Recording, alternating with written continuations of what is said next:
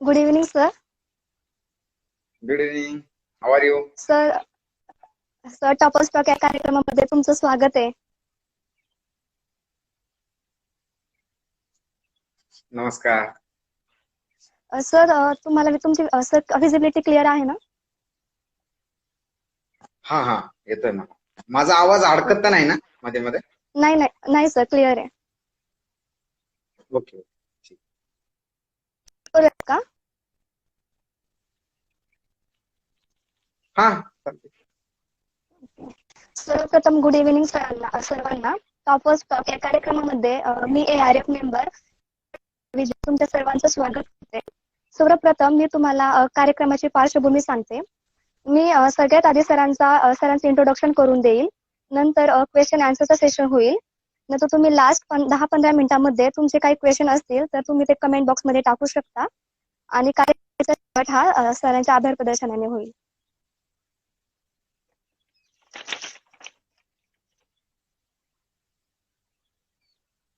Sir करूयात का start? Dhanashree, आवाज अडकतोय कधी कधी. क्लिअर येत नाही का सर? आता येतोय, कधी मध्ये थोडस अडकल्याने होते. ओके सर, काही प्रॉब्लेम आला तर सांगा, मी ऍडजस्ट करते. ठीक आहे ठीक आहे. माझा येतो ना क्लिअर? हो सर, क्लिअर होते. हा, ठीक आहे, चालू करू शकतो. हो हो, चालू करते.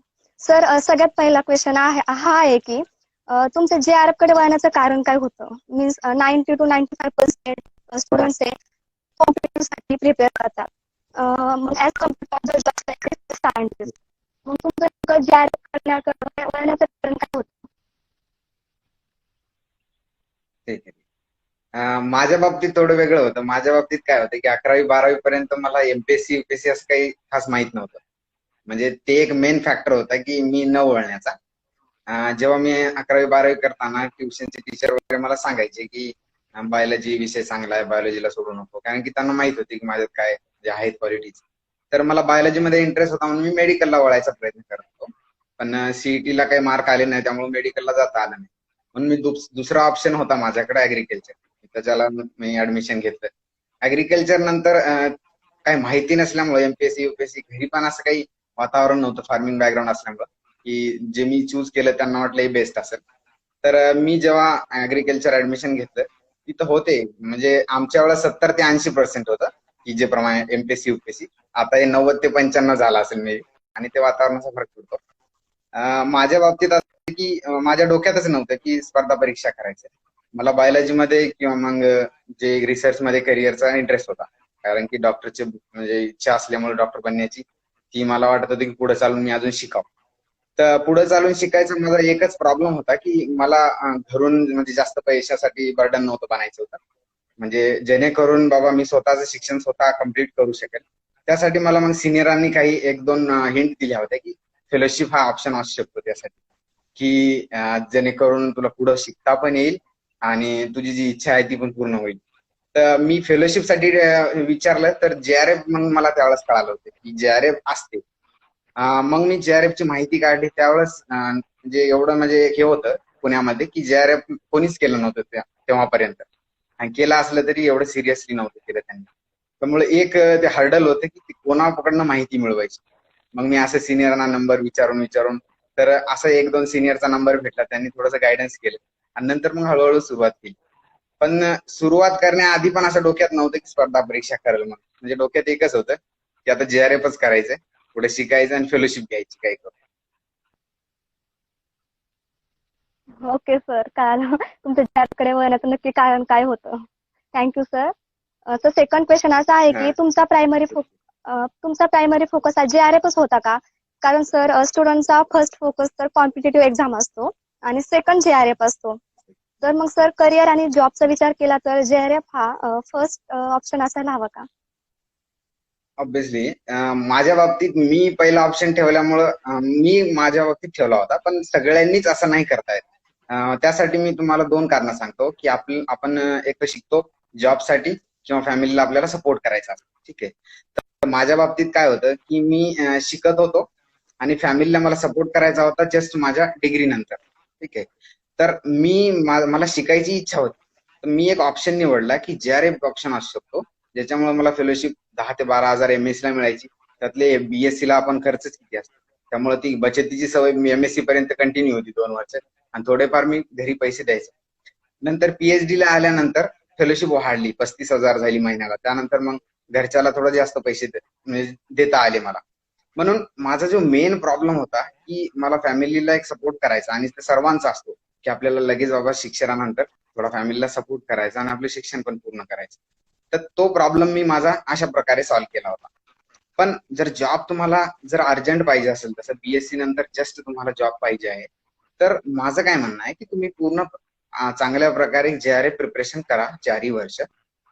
जेआरएफ जर नाही झाली, तुम्हाला फेलोशिप जर मिळाली नाही, तर तुम्ही नंतर पुढचे 2 वर्ष सिव्हिलला ट्राय करा, एमपीएससी किंवा युपीएससी. तुमचा एक फायदा त्यामध्ये काय होईल की तुमचा ऍग्रिकल्चर बेस एवढा चांगला असेल की तुम्ही एमपीएससी म्हणा, ऍग्री एमपीएससी म्हणा किंवा युपीएससी ला ऑप्शनल पण ठेवू शकता. जसा प्लांट सायन्स सारखा सब्जेक्ट आहे, एकदम वास्ट आहे, त्याच्यामध्ये मेजॉरिटी सर्व सब्जेक्ट आहेत. तर याचा एक फायदा होईल की तुमचं बेस स्ट्रॉंग असल्यामुळं तुम्ही थोडस 1-1.5 वर्ष वेगळा अभ्यास केला, तुम्ही दुसरी एक्झाम काढू शकता. Okay sir, thank you sir. Sir, third question आहे की करिअर ग्रोथ ऑपॉर्च्युनिटीज काय आहेत? तो एमएससी कम्प्लीट झालं तर त्याच्यासाठी करिअर ग्रोथ ऑपॉर्च्युनिटीज काय आहेत? क्रॉप सायन्स यासारख्या कंपनीज मध्ये प्लेसमेंट आहेत का आफ्टर एमएससी कम्प्लिशन? ठीक आहे. करिअर ऑपॉर्च्युनिटीज आहेत. आता एक मी म्हणजे सर्वांना एक सांगण्यासाठी की एक महत्वाची गोष्ट अशी आहे की जर तुम्ही एमएससी करत असाल तर तुम्हाला पीएचडी ची पण तयारी ठेवावी लागणार आहे. कारण की इथून पुढचा जो काळ आहे, युजीसीने ऑलरेडी सर्क्युलर काढलेला आहे की त्यामध्ये त्यांनी सांगितले की 2021 पासून असिस्टंट प्रोफेसर सगळ्या युनिव्हर्सिटीमध्ये हे इलिजिबिलिटीसाठी पीएचडी ही कंपल्सरी असणार आहे कॅन्डिडेट्सना. त्यामुळं जे विद्यार्थ्यांना वाटते की आपण एमएससी केली पाहिजे जर जेआरएफ असेल तर, आणि पीएचडी वगैरे, तर एमएससी करणाऱ्या विद्यार्थ्यांना जर पुढे जाऊन अकॅडमिक मध्ये किंवा रिसर्च मध्ये जर करिअर करायचं असेल तर पीएचडी हे कंपल्सरी करावं लागेल इथून पुढच्या काळात. नंतर एक अजून अपॉर्च्युनिटी विचारल्या तुम्ही, त्याच्यामध्ये अपॉर्च्युनिटीज आहेत. एआरएस एक पीएचडी आहे, एआरएस आणि असिस्टंट प्रोफेसर. असिस्टंट प्रोफेसर सगळ्या युनिव्हर्सिटीमध्ये, आणि एआरएस एक आहे ऍग्रिकल्चर रिसर्च सर्व्हिस, जे आयसीआर कंडक्ट करते. ते पीएचडी झाले दोघांना पण. नंतर केव्हीकेज मध्ये एसएमएसच्या पोस्ट असतात, सब्जेक्ट मॅटर स्पेशलिस्ट. एसएमएसच्या पोस्टसाठी पण एमएससी इलिजिबिलिटी आहे सध्या, त्यामुळे त्याला एक ऑपॉर्च्युनिटीज आहेत. बार्क आयसीएफआरई सारख्या इन्स्टिट्यूट्स आहेत, त्याच्यामध्ये तुम्ही रिसर्च सायंटिस्ट साठी ते एमएससी इलिजिबिलिटी ठेवलेली आहे त्यांनी. आणि मैको झालं, मॉन्सॅन्टो, इक्रिसॅट, ज्या की सीजीआयआर इन्स्टिट्यूट आहेत, क्रिसॅट, इरी, सिमिट, यामध्ये पण सायंटिस्ट पोस्ट साठी जागा निघत असतात किंवा रिसर्च असोसिएट, त्यामध्ये अपॉर्च्युनिटीज आहेत. जर तुम्ही एमएससी चांगल्या जाऊन केली, तुम्ही स्किल्ड आहात, तुम्हाला जे फील्ड ट्रायलचं नॉलेज आहे किंवा लॅबोरेटरी एक्सपेरिमेंटचं नॉलेज आहे, तर तुम्ही या गोष्टीमध्ये पुढे अपॉर्च्युनिटीज आहेत. ओके सर, करिअर ऑपॉर्च्युनिटीज असणारच. Okay sir, next question. भरपूर आहेत करिअर ऑपॉर्च्युनिटी. हो sir. Sir, next question. Sir, CSIR JRF आणि आयसीएआर जेआरएफ मध्ये काय डिफरन्स आहे? की आपण फॉरेन कंट्रीज मध्ये जाऊन अब्रॉड स्टडी करायचं असेल, एमएससी करायचं असेल, पीएचडी करायचं असेल, तर त्यासाठी कोणत्या कोणत्या एक्झाम आहेत? आपण कोणत्या एक्झाम देऊ शकतो? सगळ्यात पहिले सीएसआयआर जेआरएफ आणि आयसीआर जेआरएफ सांगतो. आयसीआर जेआरएफ म्हणजे जस्ट आपण बीएससी नंतरची जेआरएफ ची एक्झाम देतो, जे वेगवेगळ्या सब्जेक्ट साठी असते, ज्यांनी एमएससी ला ऍडमिशन भेटते सगळ्या ऍग्रिकल्चर युनिव्हर्सिटीज मध्ये. आणि सीएसआयआर जेआरएफ ही अशी एक्झाम आहे जी एमएससी कॅन्डिडेट देऊ शकतात. ती 2-3 सब्जेक्ट मध्ये होते. बायोलॉजिकल सायन्स म्हणजे लाईफ सायन्स, बायोटेक्नॉलॉजी, जेनेटिक्स किंवा बायोकेमिस्ट्री हे विद्यार्थी देऊ शकतात. म्हणजे लाईफ सायन्सचे सर्व विषय. अर्थ सायन्स मध्ये होते, फिजिक्स मध्ये होते. जी एक्झाम आपण सीएसआयआर इन्स्टिट्यूट मध्ये ऍडमिशन मिळवण्यासाठी देऊ शकतो किंवा पीएचडी साठी फेलोशिप देते आपल्याला सीएसआयआर. जर तुम्ही सीएसआयआर ची एक्झाम विथ जेआरएफ असाल तर तुम्हाला पीएचडी साठी 5 वर्ष फेलोशिप मिळते, 35,000 पर मंथ, 8,000 HRA. जर तुम्ही हॉस्टेलमध्ये राहत नसाल तर 8,000 पर मंथ HRA मिळतो, आणि 25,000 पर मंथ पर इयर ही कंटिंजन्सी मिळते. CSR GRF जर असेल. आणि ICR GRF किंवा SRF ही PhD साठी आहे. ICR SRF हे MSc कॅन्डिडेट देतात जी की PhD ऍडमिशन साठी. त्यामध्ये ICR SRF ही 3 वर्षासाठी, म्हणजे फेलोशिप जी आहे 3 वर्षासाठी मिळते. त्याच्यामध्ये 31,000 पहिल्या वर्षी आणि 35,000 दुसऱ्या आणि तिसऱ्या वर्षी पर मंथ. 25,000 ही कंटिन्जन्सी आहे पर ॲनम आणि 8,000 HRA जर तुम्ही हॉस्टेलच्या बाहेर राहत असाल. आणि अब्रॉड साठी जर विचारलं तर अब्रॉड साठी ऍग्रिकल्चर मध्ये सगळ्यात चांगल्या युनिव्हर्सिटीज ज्या आहेत ऑस्ट्रेलियाला आहेत. ऑस्ट्रेलियामध्ये काही स्पेशल एक्झाम द्यायची गरज नाही, जशी GRE आहे, टोफेल आहे. ते US किंवा कॅनडाला जाण्यासाठी GRE टोफेल देऊ शकतो. पण ऍग्रिकल्चरच्या चांगल्या युनिव्हर्सिटी आहेत, सिडनी युनिव्हर्सिटी आहे, ऑस्ट्रेलिया युनिव्हर्सिटी आहे, ती ऑस्ट्रेलियाच्या चांगल्या युनिव्हर्सिटीज आहेत. त्यामध्ये एकच आहे की तुम्हाला एक प्रोफेसरला अप्रोच करावं लागते तुमच्या रिझ्यूमवर. MSc मध्ये तुम्हाला एखादं पब्लिकेशन पाहिजे, रिसर्च पेपर. ते पब्लिकेशन किंवा तुमचा बायोडाटा तुम्ही प्रोफेसरला पाठवता का, त्या प्रोफेसरकडनं तुम्हाला रिप्लाय येतो, yes you can join PhD in my lab. तर त्या बेसिसवर तुम्ही ICR ला अप्लाय करू शकता की फेलोशिपसाठी. Subhash Chandra Bose ICR fellowship for study abroad in the PhD, हे PhD साठी आहे. तर सुभाष चंद्र बोस ही फेलोशिप आहे, त्याला $2,000 तुम्हाला पर मंथ मिळतात जर तुम्हाला त्याची फेलोशिप भेटते. तर ती 30 लोकांना फेलोशिप मिळते. त्याच्यामध्ये इन सर्व्हिस कॅन्डिडेट पण असतात आणि स्टुडंट पण असतात. तर PhD साठी अब्रॉडला जाणं हे पण चांगला एक ऑप्शन आहे. Okay sir, thank you sir. Sir next question. Okay. Sir next question असा आहे की JRF साठी विषय कसा निवडावा. म्हणजे JRF साठी जर कोणी इंटरेस्टेड असेल, एकापेक्षा जास्त मेजर ग्रुप आपण घेऊ शकतो का, जर कोणी जेनेटिक्स, प्लांट ब्रीडिंग और सॉइल सायन्स मध्ये इंटरेस्टेड असेल तर नक्की विषय निवडायचा कसा सर JRF साठी. JRF विषय निवडण्यासाठी ना मी एक सांगतो तुम्हाला की जेव्हा आपण ऍडमिशन घेतो फर्स्ट इयरला पूर्ण बेसिक कोर्सेस असतात, फंडामेंटल पूर्ण सॉइलचा असो, जेनेटिक्स असो किंवा मग पॅथॉलॉजी असो, पूर्ण फंडामेंटल कोर्सेस असतात. ते फंडामेंटल कोर्स आपल्याला एक सांगून देतात की आपला इंटरेस्ट कशात आहे नेमका, की आपण जेनेटिक्स मध्ये व्यवस्थित आहे की सॉइल सायन्स मध्ये व्यवस्थित आहे, किंवा आपल्याला पॅथॉलॉजी मध्ये जास्त इंटरेस्ट आहे, किंवा मग एंटॉमॉलॉजी आहे, एखाद्याला एंटॉमॉलॉजी आवडतं. तर ते हे जे बेसिक कोर्सेस आहे याच्यानुसार तुम्हाला इंटरेस्ट ओळखायचा आहे तुमचा स्वतः. एकदा तुम्हाला एखादा सब्जेक्ट आवडायला लागला, सपोज जेनेटिक्स, प्लांट ब्रीडिंग तुम्हाला आवडतोय फर्स्ट सेमिस्टरला किंवा सेकंड सेमिस्टरला, पूर्ण एका वर्षात जरी तुम्हाला एखादा सब्जेक्ट आवडायला लागला, त्या सब्जेक्ट रिलेटेड थोडीफार इन्फॉर्मेशन अजून वाचायची, एखादं बुक वाचायचं त्यात, किंवा मग सेकंड इयरला त्याला थोडंसं अजून डीप मध्ये वाचायचं.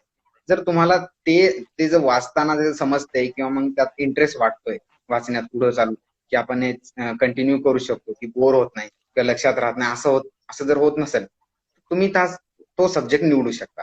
जसं माझ्या बाबतीत मी सुरुवातीला फक्त सब्जेक्ट फर्स्ट इयरला फक्त सब्जेक्ट वाचत होतो, की पूर्ण सब्जेक्टचा अभ्यास केला त्यातला 1-2 सब्जेक्ट जे जेनेटिक्स, ब्रीडिंग ते मला आवडले होते. नंतर एंटॉमॉलॉजी पण आवडला, पण एंटॉमॉलॉजी मध्ये असं करिअर वाटलं नाही, की ते थोडासा पाठांतराचा विषय वाटला मला. थोडंसं वाटलं होतं की कन्सेप्च्युअल विषय जसे जेनेटिक्स, प्लांट ब्रीडिंग आहे, त्याच्यामध्ये रिसर्च ऍक्टिव्हिटी आपण करू शकतो, तसा विषय मी निवडला. एखाद्याला असते आवड एंटॉमॉलॉजी मध्ये, तो निवडू शकतो. नंतर त्याची थोडीशी डीप अभ्यास करून त्याची माहिती घ्यायची आणि त्याचे पुस्तक गोळा करून सुरुवात करू शकतो. Okay sir. आणि दुसरा क्वेश्चन असा होता ना की 2 सब्जेक्ट देऊ शकतो का मेजर, तर नाही देऊ शकत नाही. 2 सब्जेक्ट मध्ये एक्झाम देता येत नाही आपल्याला, एकच सब्जेक्ट निवडा लागतो. जसा प्लांट सायन्स निवडला तर तुम्ही प्लांट सायन्स मध्येच एक्झाम देऊ शकता. त्याच्यामध्ये तुम्हाला 5 डिपार्टमेंटला सिलेक्शन होऊ शकते तुमचे, जसं जेनेटिक्स आहे, ब्रीडिंग आहे, पॅथॉलॉजी आहे, मायक्रोबायोलॉजी आहे आणि सीड टेक्नॉलॉजी आहे. या 5 डिव्हिजनला तुम्ही MSc साठी ऍडमिशन घेऊ शकता. ओके सर, आता मला नक्की कळेल की आपण विषय कसा निवडायला पाहिजे. स्टुडंटची ती एक शंका दूर होऊन जाईल की आपण नक्की विषय कोणता निवडायचा. जो विषय इझी जातोय स्टुडंट नक्की तोच विचारात घेतील, ज्यामध्ये इंटरेस्ट आहे तो विषय निवडला पाहिजे. ओके सर, नेक्स्ट क्वेश्चन असा आहे की JRFचं एक्झाम स्ट्रक्चर नेमकं कसं असतं, मार्किंग सिस्टीम कशी असते. JRF हे पूर्ण MCQs टाईप होते, मल्टिपल चॉईस क्वेश्चन. त्याच्यामध्ये 120 क्वेश्चन विचारतात. 120 क्वेश्चन जर राईट आन्सर करताय तर 4 मार्काला 1 क्वेश्चन असतो आणि प्रत्येकी रॉंग आन्सरला 1 निगेटिव्ह होतो, म्हणजे 1/4 ही निगेटिव्ह मार्किंग असते. तर 120 क्वेश्चन मध्ये कसं असते की सब्जेक्टचे क्वेश्चन प्लस जनरल ऍग्रिकल्चर हे दोन्ही पण येते. तर काही सब्जेक्ट असे आहेत की ज्याच्यामध्ये जनरल ऍग्रिकल्चर मोजके येते, 5-6 क्वेश्चन येतात फक्त. पण जसं प्लांट सायन्स सारखा सब्जेक्ट आहे, सॉइल आहे, ॲग्रोनॉमी, याच्यामध्ये जनरल ऍग्रिकल्चर जास्त प्रमाणात. प्लांट सायन्स मध्ये जवळपास 120 पैकी 30-40 क्वेश्चन हे जनरल ऍग्रिकल्चरचे असतात. मग ते सॉइल असो, ॲग्रोनॉमी असो किंवा मग अदर रिलेटेड सब्जेक्ट. म्हणून की सब्जेक्टही निवडताना थोडासा असा निवडावा जे करून आपल्याला सिलेबसही त्याचा थोडासा आवडी म्हणजे व्यवस्थित वाटतो, आपण जो करू शकतो. Okay sir. आणि मी त्याचं मार्किंग सिस्टीम वगैरे काय निगेटिव्ह 4/1. सर नेक्स्ट क्वेश्चन, तुम्ही JRF साठी स्टडी कधीपासून सुरू केला होता? तुमचं स्टडीचं शेड्यूल कसं होतं? माझ्या बाबतीत मी सांगलं होतं आधीच की माझं काही दुसरं असं ऑप्शन नव्हता की हे केलं हे करेल का ते करेल. माझ्या बाबतीत स्ट्रेट होतं की मी हेच करणार होतो. आणि त्याच्यानंतर मग मी निवडले होते ऑप्शन की मला दुसरं काय करायचं. दुसरे माझे ठरले होते की जर JRF जर नाही झालं तर दुसरं काहीतरी करायचं. पण JRF होईपर्यंत माझं हेच होतं. म्हणून माझं काही डिस्ट्रॅक्शन नव्हतं दुसऱ्याकडे की दुसरं मी वाचायचं वगैरे. त्यामुळे मी काय केलं होतं की फर्स्ट इयरला पूर्ण माझं तोच गेला होता की सब्जेक्ट चॉईस मध्ये मी फक्त निवडून काढला होता की कोणतं सब्जेक्ट घ्यायचा. सेकंड इयर पासून मी सर्व बुक वगैरे मॅन्युअल नोट्स ह्या कलेक्ट केल्या होत्या सर्वांच्या आणि माहिती घ्यायला सुरू केली की कसे वाचायचे वगैरे. तर सेकंड इयरच्या म्हणजे हाफ सेकंड इयर संपत आल्यानंतर म्हणजे सुरुवात केली मी अभ्यासाला पूर्ण. तर माझं एक टार्गेट होतं की सेकंड इयरला सुरू केल्यानंतर मी थर्ड इयरला पूर्ण एकदा सिलेबस रीड केला होता थर्ड इयरला. आणि थर्ड इयरला रीड करून एक्झाम दिली होती. पूर्ण एकदा सिलेबस थर्ड इयरला रीड केला, जो काही मेजर सिलेबस आहे तो मी रीड करून थर्ड इयरला एक्झाम दिली होती. एक्झाम मध्ये मी क्वालिफाय झालो. काय प्रॉब्लेम आहे का? हा सर, थोडासा आवाज. ओके, आवाज आता येतोय का? हो सर, हो सर. व्हिजिबिलिटी सुद्धा थोडीशी ब्लर आहे सर.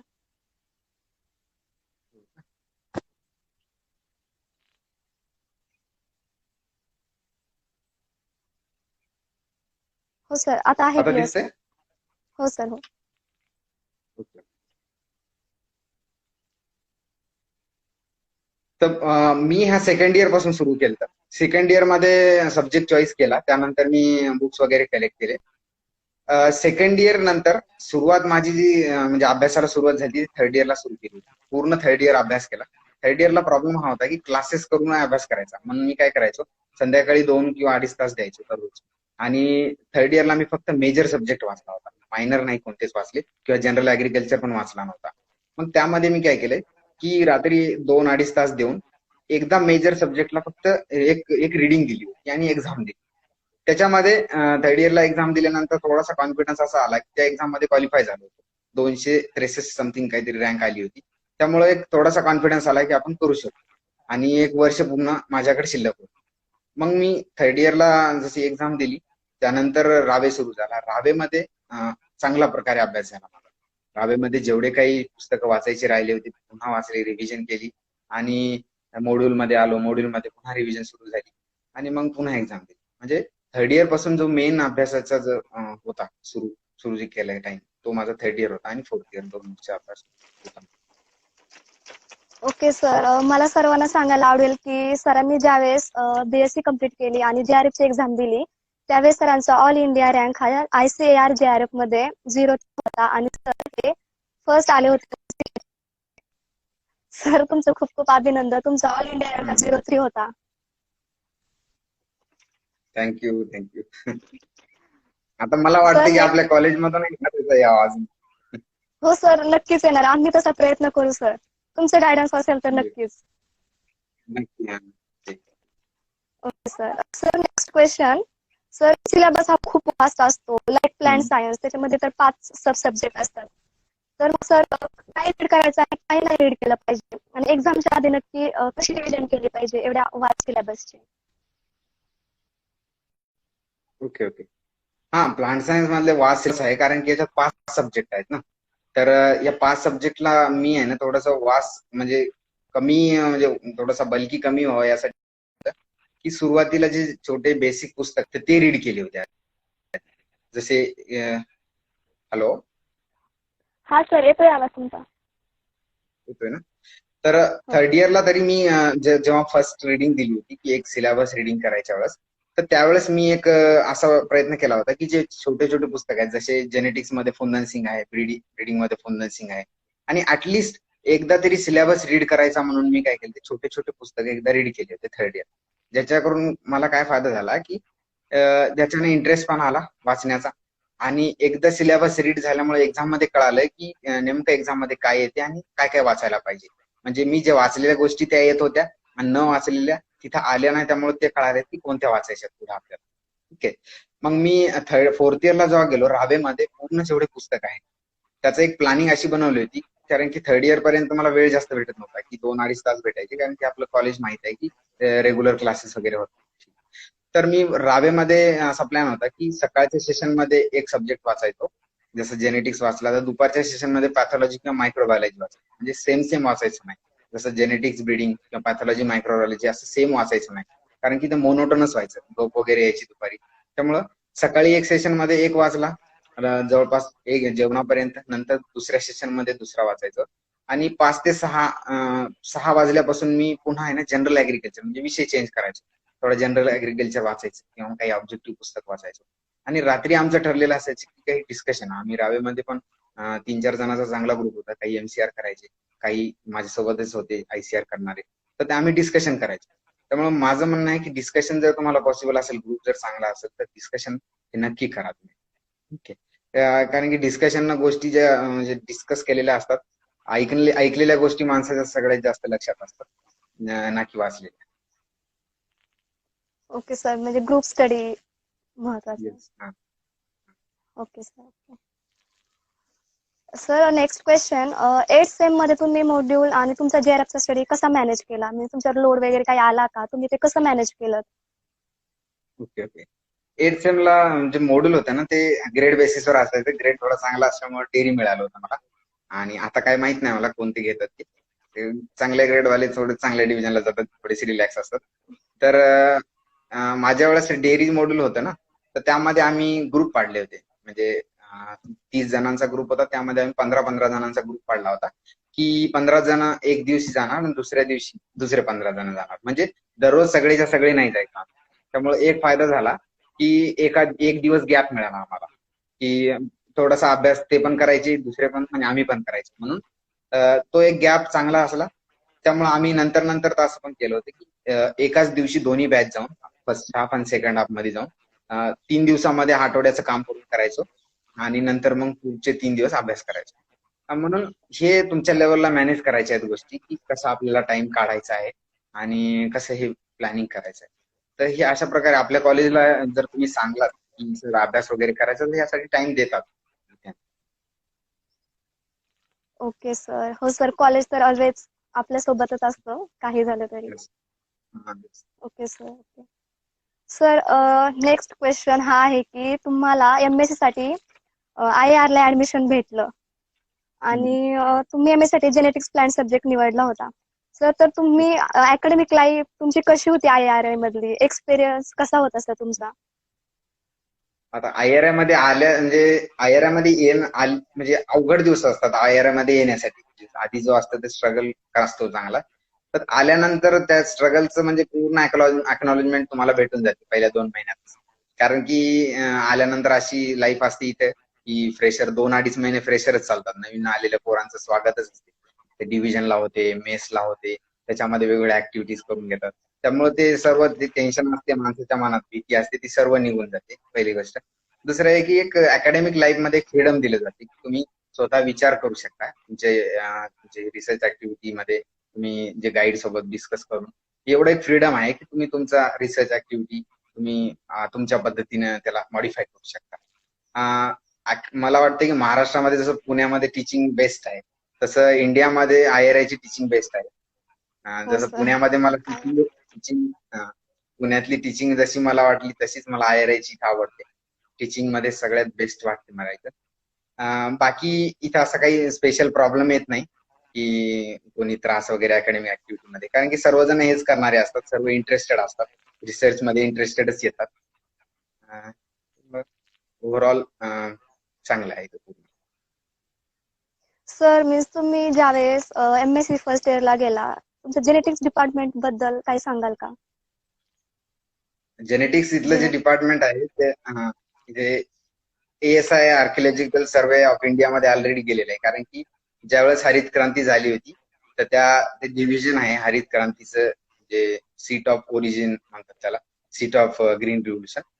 तर हरित क्रांतीचं जे ओरिजिन झालं होतं ते आमच्या डिव्हिजन मधूनच झालं होतं, आयराच्या. तर अच्छा त्याची जी बिल्डिंग आहे तीच एक त्याचा एक खास नजारा आहे बघण्याचा. बेस्ट डिव्हिजन आहे. मेन म्हणजे त्याच्यामध्ये बोर्डवर शिकवतात सगळे. ही एक खासियत आहे डिव्हिजनची. कारण की आता जे स्लाइड वगैरे जे प्रकार चालू आहे त्याच्यामध्ये हो जास्त हो काही इफेक्टिव्ह अशी म्हणजे टीचिंग होत नाही. There is no point in a PowerPoint असं एक म्हणजे म्हणणं आहे इथं. तर इथं बोर्डवर टीचिंग आहे त्यामुळे ती बेस्ट वाटली मला इथे. टीचिंग स्टाफ खूप चांगला आहे. रिसर्च लॅब खूप चांगले आहेत. मेन म्हणजे फंडिंग आउटसोर्स फंडिंग आहे. फंडिंगसाठी काही प्रॉब्लेम नाही इथं. लॅबमध्ये तुम्हाला जे जे इक्विपमेंट पाहिजे ते आहेत. त्यामुळे रिसर्च ऍक्टिव्हिटी तुमच्या स्मूथली चालतात. Okay sir. आणि IARI मध्ये सर तुम्हाला सपोर्ट कसा मिळाला, म्हणजे सपोर्ट कसा होता टीचर्सचा? IRI मध्ये सपोर्ट जे गाईड चूज करतो ना आपण तो मॅटर असतो. म्हणजे MSc मध्ये जो मेन असतो तो तुमचा गाईड असतो, की तुम्ही जॉईन झाल्यानंतर तुम्ही गाईड हे तुमचे लाईक अ पॅरेंट असतात. MSc मध्ये जे MSc करणारे मुलं आहेत त्यांना माहित असेल की गाईड हे पूर्ण आपली केअर घेत असतो इथून पुढची. नंतर ते कोर्स वर्क झाल्यानंतर रिसर्च ऍक्टिव्हिटी कम्प्लीट करणं किंवा थेसिस लिहिणं या गोष्टीमध्ये गाईड हेल्प करत असतो. माझे गाईड खूप चांगले होते इथं. कारण की MSc मध्ये एकच प्रॉब्लेम असतो की टाइम कमी असतो आपल्याकडे. 2 वर्षामध्ये तुम्हाला रिसर्च करणं, कोर्स वर्क कम्प्लीट करून पुढचे PhD साठी वगैरे तयारी करणं हे असतो. माझं 1 वर्ष पूर्ण कोर्स वर्क मध्ये गेल्यानंतर 5-7 महिन्याचा रिसर्च चालला आणि उरले होते 3-4 महिने. त्याच्यामध्ये मला थेसिस रायटिंग पण होता आणि PhD साठी वाचायचं पण. त्यावेळेस गाईड हा खूप महत्वाचा रोल करतो. गाईड आपल्याला जेव्हा सपोर्ट करतो तर मला वाटते माझ्या गाईडमुळं म्हणजे MSc वगैरे व्यवस्थित झाली माझी आणि PhD ला पण ऍडमिशन झालं. हो सर. तुमचा PhDचा, तुम्ही ज्यावेळेस IRI PhDचा एंट्रन्स एक्झाम दिली त्यावेळेस तुमचा ऑल इंडिया रँक 03 होता सर. खूप आनंदाची गोष्ट आहे सर की तुमचा ऑल इंडिया रँक 03 येतो. तुमच्या गायडन्सने सर आम्ही सुद्धा AIRI चांगला काढण्याचा नक्कीच प्रयत्न करू. नक्की काढा नक्की. हा सर. कुणाला काही क्वेश्चन असतील तर तुम्ही चॅट बॉक्स मध्ये टाकू शकता. लास्टचे 10-15 मिनिट तुमचे क्वेश्चन सॉल्व्ह केले जातील. Sir, next question. As an independent researcher तुमचा मेजर फोकस काय आहे? तर तुमच्या रिसर्च स्ट्रॅटेजीज काय आहेत टू एनहान्स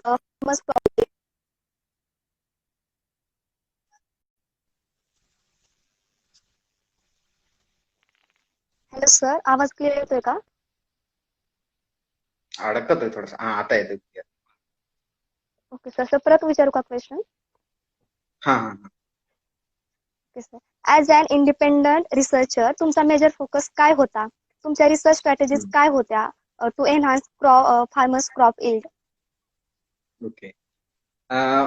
ऍक्च्युली माझा आता रिसर्च चालूच आहे. PhD माझं 3रं वर्ष आहे. म्हणजे 4थ्या वर्षी कम्प्लीट होत असते, पुढच्या वर्षी होईल. तर माझं जे वर्क आहे ते सध्या जो सरसोवर आहे. सरसो ब्रासिका जिन्सी आहे, माहित असेल की हो ऑइल सर. सीड क्रॉप आहे. राजस्थानमध्ये सगळ्यात जास्त एरिया आहे याचा. आणि राजस्थानमध्ये जे एरिया आहे हा सगळा ड्राऊट प्रोन एरिया आहे. तिथं फार्मरला एकदा पण इरिगेशन द्यायला फॅसिलिटी नाही. म्हणजे ते वॉटर स्केअर्स एरिया आहे. तर ते क्रॉप पूर्णपणे म्हणजे रेनफॉलच्या भरोश्यावर घेतले जाते आणि तिथे रेनफॉल काय होत नाही.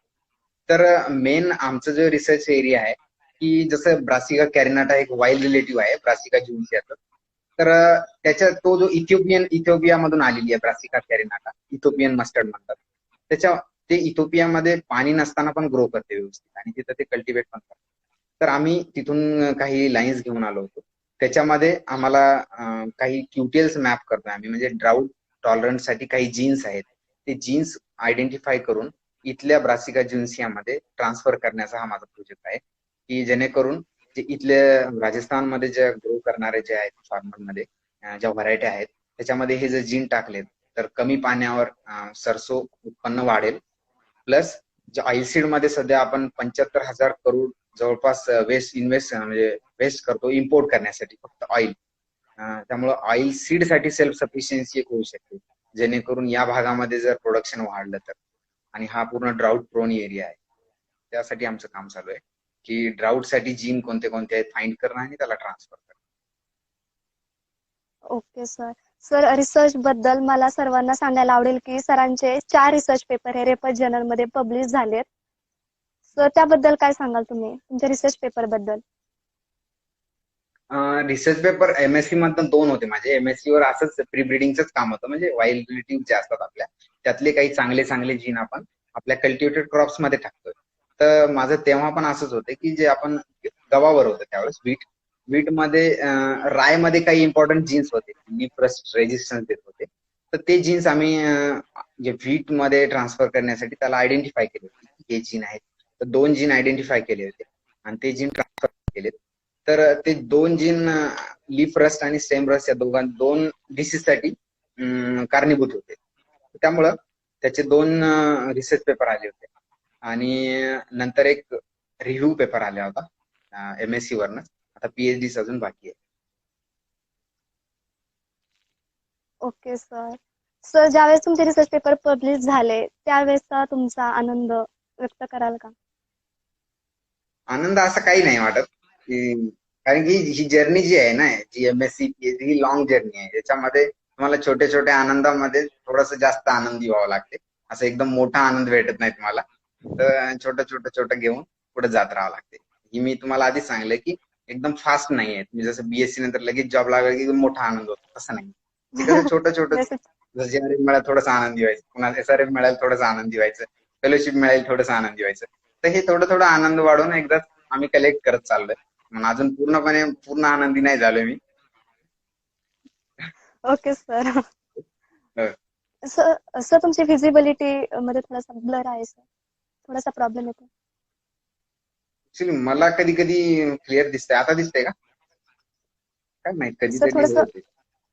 हा सर ब्लर वाटतंय थोडंसं.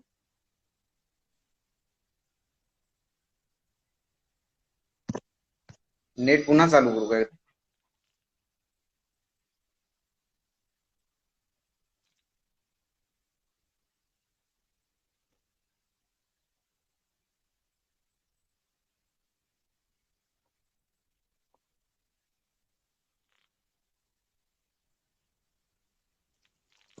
हा सर आता क्लिअर आहे सर. ओके, ठीक. काय होते माहित नाही मला. हा सर ब्लर होते मध्ये मध्ये. रिजॉईन करू का पुन्हा? नाही सर आता दिसतंय क्लिअर. ठीक आहे. Okay sir. सर तुम्हाला नेक्स्ट क्वेश्चन विचारते सर. सर रिसर्च वर्क करताना तुम्हाला कोणते कोणते चॅलेंजेसला फेस करावं लागलं? तुम्हाला कोणते कोणते ऑब्स्टॅकल्स आले? रिसर्च एक्सपिरियन्स हम्म, तुमचा कसा होता? हम्म.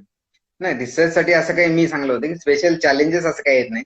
जर तुम्ही बाहेरून म्हणजे कुठे तुम्हाला फायनान्शियल काही सपोर्ट नसाल त्यावेळेस तुम्हाला थोडासा येतो प्रॉब्लेम फायनान्शियल.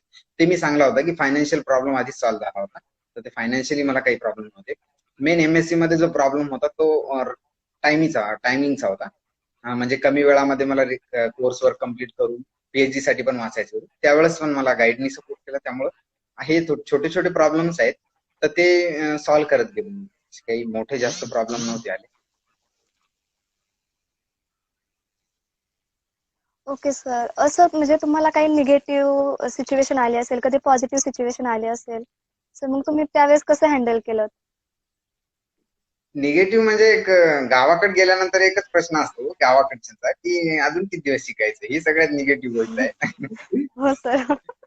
कारण की 4 वर्ष मी पुण्याला होतो, त्याच्यानंतर एमएससी केली. एमएससी मध्ये तर मी सांगायचो की एमएससी करत होतो कम्प्लीट. तर 2 वर्ष चांगलं, त्यानंतर पीएचडी ला ऍडमिशन घेतलं. पुन्हा एक वर्ष वाढवत गेलो. त्यामुळे आता जेव्हा गावाकडे जातो तेव्हा ते सारखं म्हणतात की अजून किती शिकायचंय. त्यामुळे हे सगळ्यात मोठा निगेटिव्ह पॉईंट आहे. बाकी मला काही प्रॉब्लेम नाही शिकायला, पण ते थोडंसं गावाकडचं वगैरे ते थोडंसं प्रेशर असते. तेच आहे, बाकी असंच काही प्रॉब्लेम नाहीये. असंच घरचे पण सपोर्ट करतायत. घरचे पण म्हणतात की आता ठीक आहे, कर तुझ्या हिशोबानं. कारण की त्यांना माहित आहे की डिसिजन मी घेतोय तर चांगलंच घेत असेल. Okay sir. तुमचं फॅमिली सपोर्ट बद्दल काय सांगाल तुम्ही? फॅमिली सपोर्टिव्ह आहे माझी. म्हणजे मला एमएससी मध्ये जेव्हा मी डिग्री केली त्यावेळेस मी सांगलं होतं की जर मला पुढे चालून पैशाची जर सोय झाली, JRF फेलोशिप वगैरे मिळाली तर मी पुढे शिकणार. तर त्यावेळेस ते ऍग्री झाले होते आणि योगायोग मला मिळाली. आणि नंतर मी MSc मध्ये काही जास्त देता आलं नाही, त्यामुळे थोडेसे ऍडजस्ट केले त्यांनी. पण PhD मध्ये जेव्हा मी पैसे देत होतो, कारण की सवय असते काटकसरीची, ते जास्त काही खर्च येत नाही, तर 35,000-1,000 आपले थोडाफार खर्च होऊन मी बाकीचे घरी द्यायचं. त्यामुळं घरच्यांना थोडा सपोर्ट झाला माझा आणि ते आता सपोर्टिव्ह आहेत. ते म्हणतात की कर तुला जसं वाटते तसं. ओके सर, फॅमिलीचा सपोर्ट असेल तर आपण काही सुद्धा करू शकतो. आई वडिलांचा जर फॅमिली सपोर्ट असेल तर आपण काही करू शकतो. नक्की. ओके सर, गावकऱ्यांना सांगायला पाहिजे की शिक्षणाचा अंत कधी होत नसतो. आपण किती मोठे झाले तरी शिकतच असतो ना. नक्की नक्की नक्की. गावकरी सर म्हणत असतील, सर किती दिवस झाला शिकतच आहे, कधी कम्प्लीट होणार आहे एज्युकेशन. नाही, काही गावकरी असतात ते आपल्याला सपोर्टही करतात. पण काही आपण जे निगेटिव्ह आहे त्यांचा आपण विचार नाही करायला पाहिजे. आपल्या मनात जर इच्छा आहे तर आपण ती पूर्ण केली पाहिजे. हो sir. Okay sir, thank you sir. Next question. असं तुमची कोणती टेक्निक होती किंवा तुम्ही कोणती टेक्निक यूज केली तुमच्या सक्सेस साठी दॅन अदर अप्रोचेस? तुमची नक्की टेक्निक कोणती होती तुमच्या सक्सेस साठी? म्हणजे असं मी तर म्हणलं ना आधीच की एक काही मोठं सक्सेस नाहीये. जस्ट JRF आणि SRF PhD ला वगैरे ऍडमिशन, जे it's not a big success, ठीक आहे, हे मी मानतो.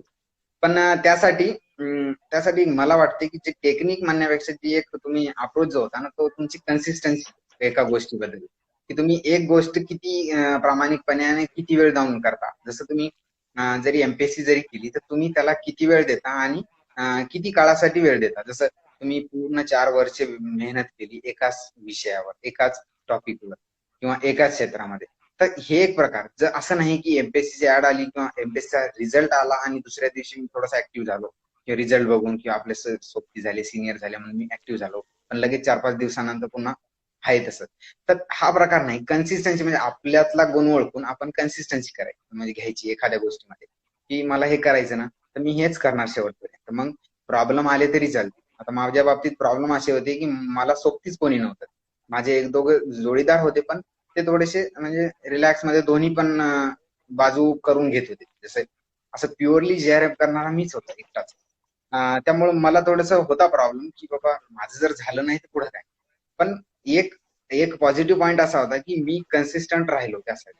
तर हा एक ओके तुम्हाला सर. मेन आहे की तुम्ही एक गोष्ट जिद्दीने चिकाटीने जर केली तर काही पण होऊ शकतं. UPSC जरी करताना तुम्ही, तर तुम्ही एकच गोष्ट शेवटपर्यंत करा. असं नाही की शेवटच्या वर्षी येऊन MCR देतो, MCR, किंवा मग फर्स्ट इयरला आलो UPSC केली, सेकंड इयरला आलो MPSC केली, थर्ड इयरला आलो MCR केलं, फोर्थ इयरला वाटते चला आता बँकिंग करूया. असं नाही करायचं. तुम्ही एक करताय ना, एकच कंटिन्यू करा. ठीक आहे, 4 वर्ष 2 वर्ष त्याच्यामध्ये इन्व्हेस्ट करा आणि नंतर त्याचा रिझल्ट बघा. Okay sir. Okay sir. असं थोडं तुमचा एक्सपिरियन्स ऐकायचा आहे पुण्यामधला. मला ऍक्च्युली आवाज नाही आला. हॅलो सर, हा असं येतोय का? हा, आता येतो. तर थोडं दुसरीकडे वळते, दुसरा क्वेश्चन विचारते सर मध्येच. तुमचा कॉलेज ऑफ ऍग्रिकल्चर मधला एक्सपिरियन्स कसा होता सर, BSc मध्ये? कॉलेज लाईफ मध्ये म्हणजे असं काही मी हे नव्हतो की एकदम हायलाईट मधला मुलगा वगैरे नव्हतो. एक नॉर्मल मुलगा होतो, जसं ऍव्हरेज मुलं असतात ना तसं होतो. पार्टिसिपेशन माझं राहायचं प्रत्येक गोष्टीमध्ये, जसं ARF मध्ये वगैरे किंवा NSS मध्ये. मी NSS चा लीडर पण होतो आणि NSS चा कन्व्हेनर पण होतो नंतर.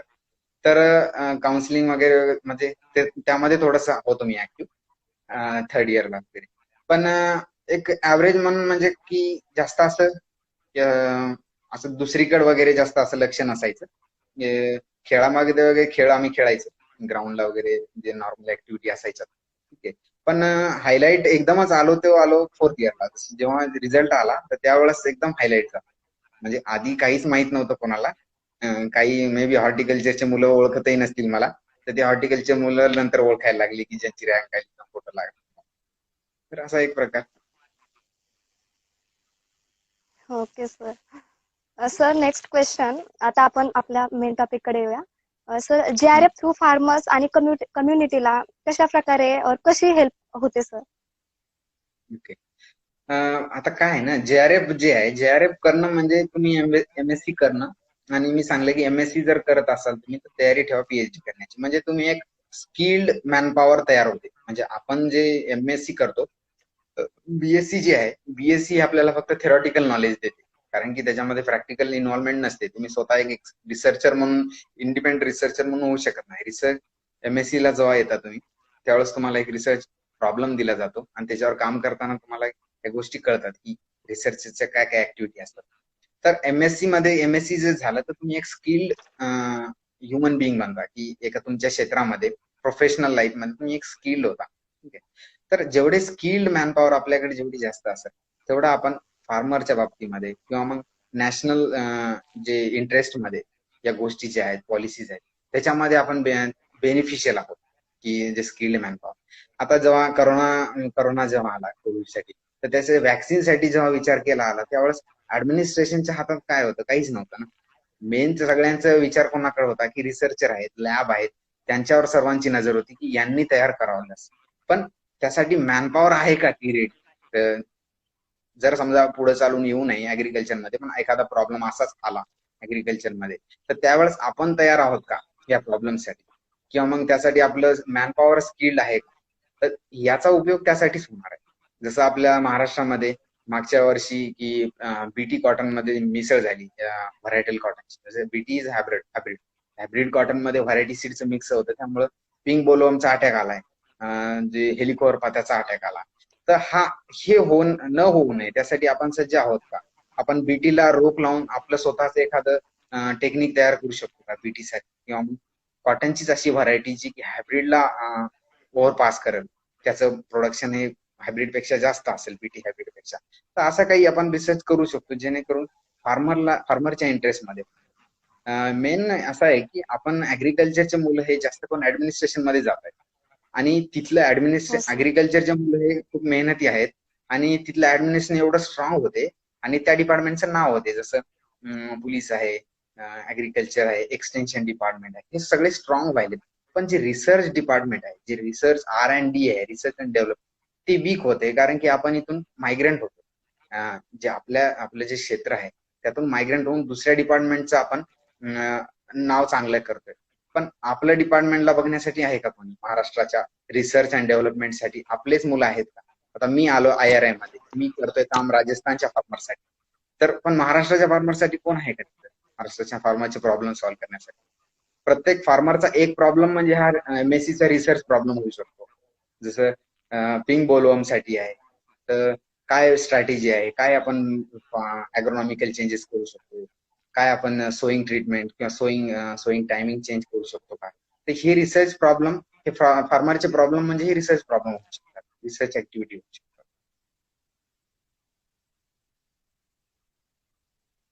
Okay sir. Sir, comment box मध्ये स्टुडंटचे काही क्वेश्चन आलेत, आपण ते सॉल्व्ह करूया. ठीक आहे. Okay sir. असा एक क्वेश्चन आलाय की JRF एक्झाम देण्यासाठी किती चान्स असतात? मी सपोज आपला स्कोर कमी आला किंवा क्वालिफाय नाही झालो तर आपण किती अटेम्प्ट देऊ शकतो?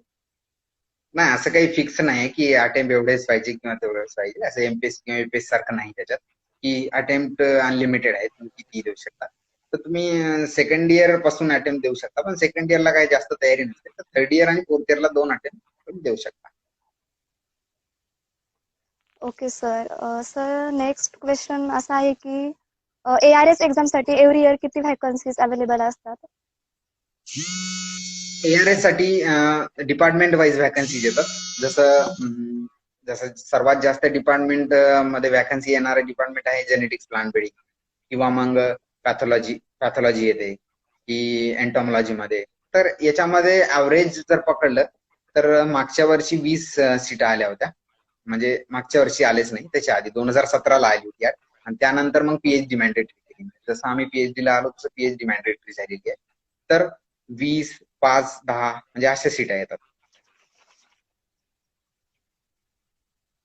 Okay sir. Okay sir.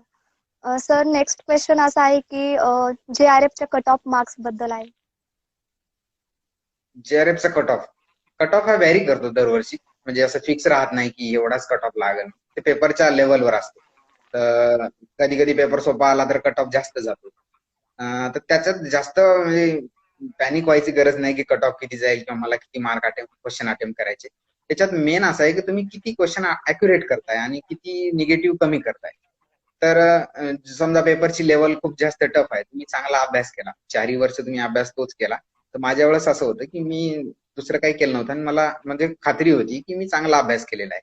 तर त्यावेळेस मी माझा पेपरला जज करू शकतो की पेपरमध्ये मला कळालं होतं की पहिल्यांदाच की मी फर्स्ट राऊंड मध्येच अराउंड 75% क्वेश्चन मी सॉल्व्ह केले होते फर्स्ट राऊंड मध्ये, फर्स्ट गो. तर सेकंड मध्ये मला जास्त काही नाही, थोडेफार कन्फ्युजिंग होते, म्हणजे अराउंड माझे 5 किंवा 7 क्वेश्चन सुटले असतील त्यावेळेस. तर ती लेवलवर असते की पेपर सोपा जर आला तर आपल्याला जास्त अटेम्प्ट करायचे, कमी म्हणजे हार्ड आला तर आपल्याला कमी अटेम्प्ट करायचे, जेणेकरून निगेटिव्ह होणार नाही. तर हे लेवल आपण पेपरची तिथंच पेपरमध्ये चेक करत असतो आणि त्यानुसार आपल्याला जेवढे अॅक्युरेट क्वेश्चन आहेत ते सॉल्व्ह करायचे. Okay sir, thank you. Sir next स्टुडंटचा क्वेश्चन आहे की CFTRI ची तयारी कशी करावी? CSIR. हा, CSIR. ओके. CSIR जेव्हा तुम्ही MSc करत असताना, MSc तर PhD ची फेलोशिपसाठी आपण CSIR देतो, किंवा मग CSIR ची जर तुमची रँक चांगली असेल तर CSIR जेवढ्या इन्स्टिट्यूट आहेत त्याच्यामध्ये तुम्ही PhD साठी ऍडमिशन सुद्धा घेऊ शकता. तर CSIR साठी आपण जर समजा लाईफ सायन्स रिलेटेड सब्जेक्ट मध्ये आहोत, जसं जेनेटिक्स आहे, बायोकेमिस्ट्री, बायोटेक्नॉलॉजी, फिजिओलॉजी, पॅथॉलॉजी, एंटॉमॉलॉजी, म्हणजे लाईफ रिलेटेड, बायोलॉजी रिलेटेड जे आहेत, ना की सॉइल सायन्स वगैरे. सॉइल सायन्स हे फिजिकल सायन्स मध्ये किंवा अर्थ सायन्स मध्ये येतात. ठीक आहे. तर एक एक सब्जेक्ट असतो, जसा लाईफ सायन्स मध्ये एक सब्जेक्ट आहे, त्याच्यामध्ये हे सब्जेक्ट मी सांगले लाईफ सायन्सचे पूर्ण सब्जेक्ट असतात. तर त्याचे 2 पुस्तकं आहेत लाईफ सायन्सचे, 2 लाईफ सायन्स पार्ट 1 आणि पार्ट 2, ते पूर्ण पाथ फाइंडर पब्लिकेशनचे आहेत. त्याच्यामध्ये पूर्ण सिलेबस कव्हर होतो. जर MSc करता करता तुम्ही जर 2 पुस्तक वाचले तर होऊन जाते. थोडीशी लेवल जास्त असते क्वेश्चन म्हणजे पेपरची, कारण की 75 क्वेश्चन देतात, त्यातून तुम्हाला फक्त 25 क्वेश्चन सॉल्व्ह करायचे असतात. तर ते क्वेश्चनही तसेच असतात, पूर्ण एक एक पेजेसचे क्वेश्चन असतात. म्हणजे पूर्ण अनालायझिंग रिसर्च ओरिएंटेड असतात, की कसे जे लॅब एक्सपेरिमेंट एक्सप्लेन करतात त्याच्यात. तर question paper, previous question paper बघा, CSIच्या साईटला आहेत, त्याच्यानुसार अभ्यास सुरू करू शकता. Okay sir. सर, मी सर्व ऑडियन्सला सांगू इच्छिते की सरांनी CSIR नेट, CSIR JRF आणि ASRB नेट या एक्झाम सुद्धा क्वालिफाय केले. सर, नेक्स्ट स्टुडंटचा क्वेश्चन असा आहे की CFTRI म्हणजे central food technological research institute याबद्दल काय सांगाल सर? म्हणजे त्याची तयारी कशी करावी? CFTRI म्हणजे मी म्हणजे त्यावेळेस नव्हती केली तयारी, पण सेम असते ICAR ची जी एंट्रन्स असते. तर त्यामध्ये जर तुम्हाला फूड टेक्नॉलॉजी वगैरे इंटरेस्ट किंवा प्रोसेसिंग मध्ये जर इंटरेस्ट असेल तर तुम्ही ती एक्झाम देऊ शकता. जी इंजिनिअरिंग वाले वगैरे मुलं देतात ती जास्त करून एक्झाम. सेम आहे त्याच्यातही फुल फेलोशिप वगैरे, पण मला एक्झॅक्ट सांगता येणार नाही की फेलोशिपचे अमाऊंट किती वगैरे आहे. ICARचं मी सांगू शकतो. ICAR ची फेलोशिप MSc साठी 12,800 काहीतरी आहे, 800, आणि 6,000 रुपये कंटिन्जन्सी वर्षानंतर ते. CFTRIच्या बुलेटिन मध्ये तुम्ही माहिती घेऊ शकता. Okay sir. Sir, next question असा आहे स्टुडंटचा. Sir, how to get Indian Society of Agronomy books? Indian Society of Agronomy book. हा sir, how to get Indian Society of Agronomy books? Book साठी इथं IRI ला एक बुक शॉप आहे, त्याच्यामध्ये सर्वच बुक मिळतात, ऍग्रिकल्चरचे जेवढे बुक आहेत. तर त्यामध्ये मी वाटलंच तर कॉन्टॅक्ट नंबर शेअर करेल तुमच्या कोणाशी तरी, त्यामध्ये कॉल करून Okay, विचारू sir. शकता. ते तुम्हाला पोस्ट पण करतात. मी ऍड्रेस द्यायचा आणि पेमेंट करायची ऑनलाईन, तर ते पोस्ट करतात तुम्हाला त्या ऍड्रेसवर. Okay sir. सर, तुमचा प्लांट सायन्स हा सब्जेक्ट होता JRF साठी. सो त्याच्यामध्ये 5 सब सब्जेक्ट आहेत प्लांट सायन्स मध्ये. तुम्हाला असं एकदा पण नाही वाटलं का की याच्यामध्ये 5 सब सब्जेक्ट आहेत, असं एवढा सगळा स्टडी मला हँडल होईल का?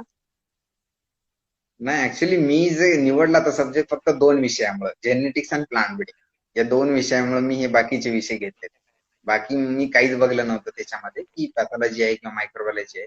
सीड टेक्नॉलॉजी रिलेटेड होता, सीड टेक्नॉलॉजीचा काही प्रॉब्लेम नव्हता. पॅथॉलॉजी आणि मायक्रोबायोलॉजीला मी घेतलं कारण की मला जेनेटिक्स आणि प्लांट ब्रीडिंग घ्यायचा होता. म्हणून काही सब्जेक्ट असे तुम्हाला ऑब्विसली येतात तुमच्यासोबत, ते थोडंफार वाचावं लागतं. जसं दुसरे पण एक्झामची तयारी करताना सगळेच विषय आपल्याला आवडीचे नसतात, तर तयारी तर करतोच ना. तर हो तसंच एक सर. प्रकार. हम्म. Okay sir. असं बीडी सिंगचं बुक तर खूप वास्ट आहे ना जेनेटिक्स साठी. मग कुंदन सिंग और बीडी सिंग कोणतं रेफर केलं होतं तुम्ही? नाही, मी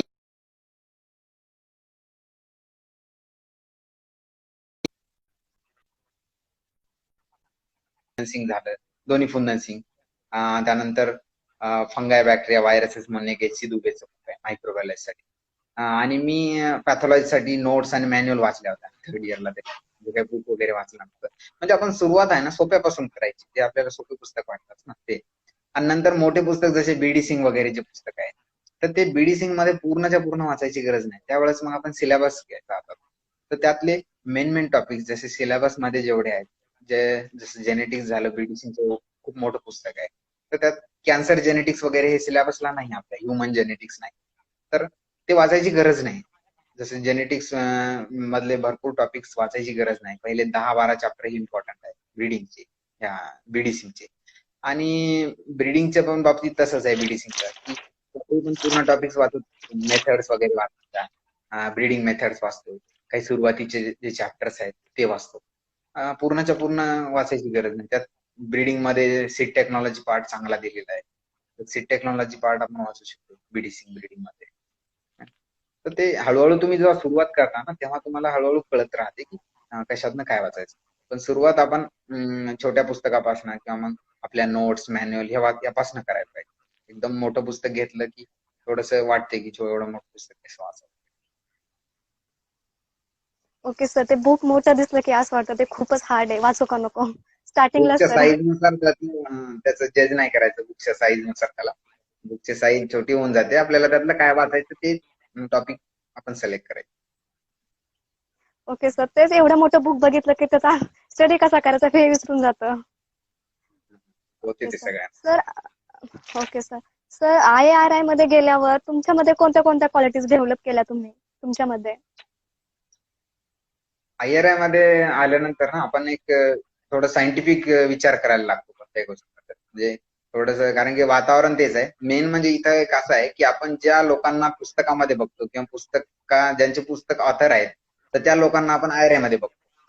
तर एक जसं बीडी सिंग झाले, MS स्वामीनाथन झाले, जसे अल्युमनाय आहेत सगळे IRI चे मोठे मोठे लोक आहेत, जे पुस्तकामध्ये आपण हिस्ट्रीमध्ये वगैरे वाचतो. तर त्या लोकांची म्हणजे इथं आपल्याला ओळख होते, भेट होते. तर ते एक थोडस मोटिवेशन येते की चला आपण पण म्हणजे आपण असं ट्राय करू शकतो किंवा आपण डिवोशन देऊ शकतो आपल्या या क्षेत्रात. तर हे एक इथं आल्यानंतर मला वाटलं. Okay sir. जिद्द आणि चिकाटी असेल तर आपण काही सुद्धा अचीव्ह करू शकतो, समोर मोठं ध्येय असेल तरी. Okay Yes. सर. सर एक स्टुडंटचा असा क्वेश्चन आलाय की कॉलेज ग्रेड मॅटर करतो का आपल्या एक्झाम मध्ये? नाही नाही, कॉलेज ग्रेड काहीच मॅटर नाही करत आता, तर काहीच नाही. फक्त तुमच्या मॉड्यूलच्या ऍडमिशन साठी कॉलेज ग्रेड मॅटर करतो. Okay sir. मॉड्यूल कोणतं भेटेल ते. त्याच्या व्यतिरिक्त कॉलेज ग्रेडचा जर तुम्हाला JRF करायचा असेल तर काहीच रोल नाही. फक्त एवढा आहे की ज्याचा कॉलेज ग्रेड थोडासा फर्स्ट क्लास तरी आहे, 7.5 तरी, तर त्याचा अर्थ असा आहे की तुमचे जे मॅक्सिमम जे दुसरे सब्जेक्ट आहेत ते थोडे चांगले आहेत. म्हणजे इनडायरेक्टली हे इंडिकेट करते की तुम्हाला जर जनरल ऍग्रिकल्चर जर क्वेश्चन आले रॅन्डमली अदर सब्जेक्टचे, तर तुम्ही त्याला सॉल्व्ह करू शकता. हे त्याचं इंडिकेशन आहे. थोडंसं ग्रेड पण मेंटेन ठेवा. सेकंड इयर फर्स्ट इयर वाल्या मुलांना सांगतोय मी.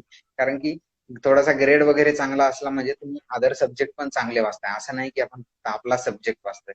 जनरल ऍग्रिकल्चर तुम्हाला कुठेही काम येणार. JRF जर नाही केलं तर तुम्ही अदर एक्झाम पण देणार आहात.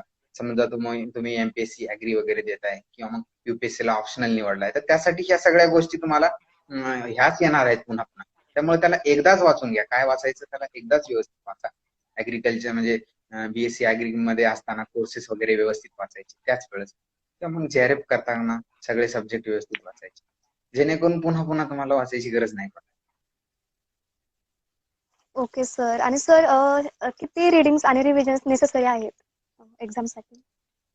रावेमध्ये पूर्ण तुमची रिडिंग होऊन जाते एकदा, म्हणजे सगळे जेवढे काही पुस्तक वगैरे राहिले रावेपर्यंत तुमचे जेवढे काही रेफरन्स बुक आहेत तेवढे झाले पाहिजे.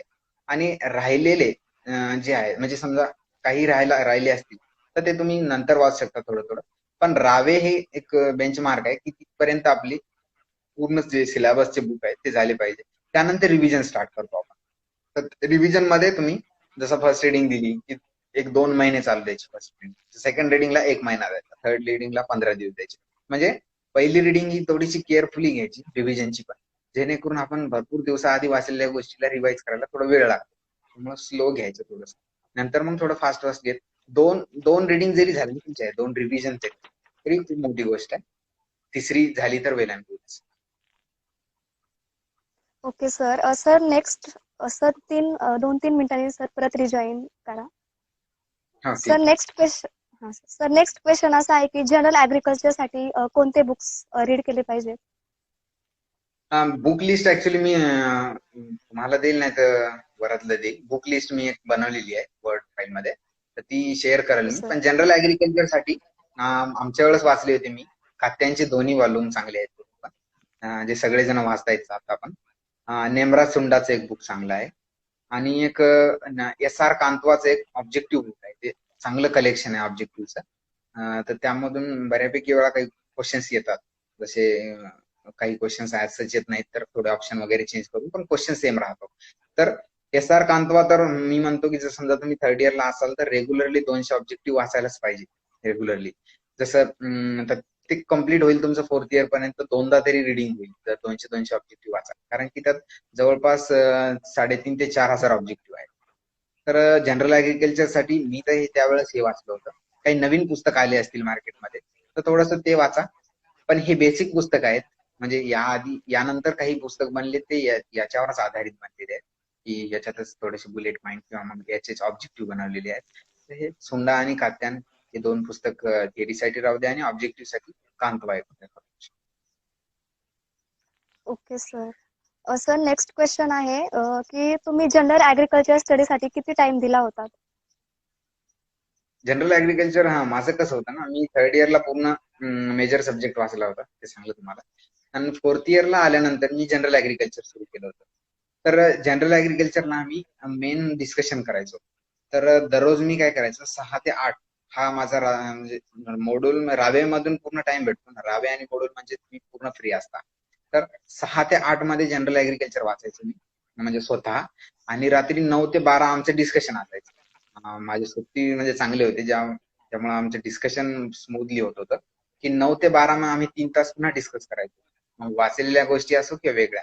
म्हणजे जनरल ऍग्रिकल्चर आम्ही एक साइडला डिस्कस करायचो आणि एक साइडला वाचत होतो. तर जवळपास कल्चर. आता जनरल ऍग्रिकल्चर साठी सोंडा, कात्यान आणि कांतवा हे 3 बुक आम्ही ऍक्च्युली कसं वाचायचं तर जनरल ऍग्रिकल्चर आम्ही सेपरेट केलं की स्वतः आपण वाचायचं आणि डिस्कशन पण करायचं.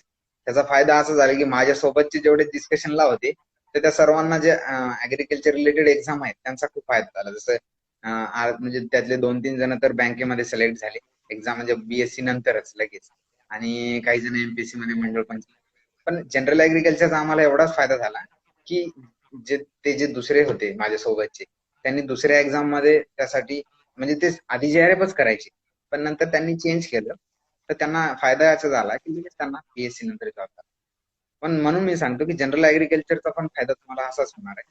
मग ग्रुप ठेवा एक चांगला, ग्रुपमध्ये डिस्कशन करा आणि स्वतः पण वाचत राहा त्याला. की मी असं वाचायचो 6 ते 8 मध्ये स्वतः वाचायचो आणि रात्री आमचं 9 ते 12 हे डिस्कशन असायचं. तर रावेमध्ये तुम्ही कसं प्लॅन करू शकता तर तुम्ही ग्रुप निवडा की तुमच्या सोयीचं. जसं एमसीआर करणारे किंवा आयसीआर करणारे असतील तर चांगलंच आहे. तर जसे अभ्यास करणारे किंवा ज्यांच्यामध्ये आपली कम्पॅटेबिलिटी आहे तसं निवडा. आणि कॉलेजला आल्यानंतर काही प्रॉब्लेमच नसतात की आपले जे मित्र वगैरे असतात ते कॉलेजला असतात त्यामुळे तसं तुम्ही फॉर्म करू शकता.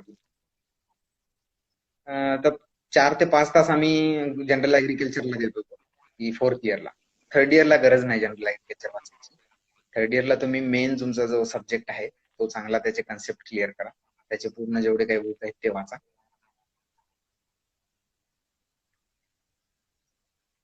बाकी अजून काय? Okay sir. Sir sir next question असा आहे की एका स्टुडंटचा क्वेश्चन असा आहे की जनरल ऍग्रिकल्चर मध्ये मोस्टली कोणत्या सब्जेक्टवर जास्त क्वेश्चन विचारले जातात, मीन्स इकॉन, सॉइल सायन्स वगैरे?